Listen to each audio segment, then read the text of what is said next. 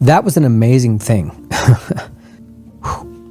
So anyway, now here we are at this church service. Well, then afterward, there was an older lady and her husband came up, her daughter, which was in her mid-20s, and then that daughter had a little girl that they had brought up. And they said, we'd like prayer for her. And I said, oh, okay. And they said, for the sexual stuff, because that's why we have her. She's been taken out of the home because she's been abused. And I went, oh. And so I just got down eye to eye with her without even thinking about it. I just started complimenting all of her cute stuff. Oh, your earrings are amazing. You look great. You're so pretty. Look at your dress. You're amazing, little girl. And she's looking at me. Now she's smiling. And I said, would it be okay if we prayed together? And she looks at me and just smiled and said, yes. I said, thank you. I'm giving her room to say no. So she grabs my hands and I begin to pray for her. And I just begin to pray some generic words that wouldn't affect her. So I would address spiritual things, but I wouldn't say anything that would trigger an emotional reaction. She smiles and just was happy and started to walk away. Well, then I began to share with the family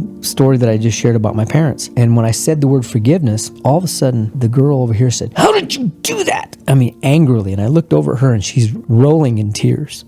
And I'm like, wow. Turns out her own dad had abused her. And I begin to tell her now how God took care of some things and how he can help her. I waved at Riley from the back of the sanctuary. I had her come up. I said, this is my daughter. She's never experienced what you or I have. I put my arms around Riley, and as soon as I did that, she began to melt. And these crocodile tears just began to pour down her face. And I said, this is what safety looks like. This is what love looks like. As I'm saying that, she's literally melting like butter and almost falling to the ground. And so I get done and I look at her and I said, you need this in your life. Would you allow me to give you a hug? And she looked at me, starts crying, and she nods. And as I hugged her, now I'm holding her up because she's collapsing. And the Spirit of God taking things off of her life that she's been holding for who knows how long. Because the anointing is breaking some things on her life. And then all of a sudden the mom goes, oh my goodness, that's a miracle. And I'm looking around the room. I'm like, what's a miracle? She goes, that's a miracle. And she's pointing down at the little girl who I found out later was only about 3 years old. And she's running around in the room. She's singing and talking, singing and talking, and singing and talking. The older lady goes,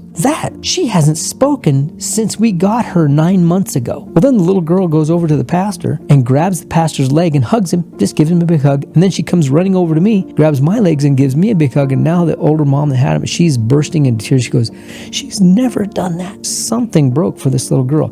Something broke for the 20-something-year-old. Something broke for the mom. The anointing breaks the yokes. When we got done, here's this little 3-year-old that, we can't change what happened to her in the natural realm, but God healed the brokenhearted.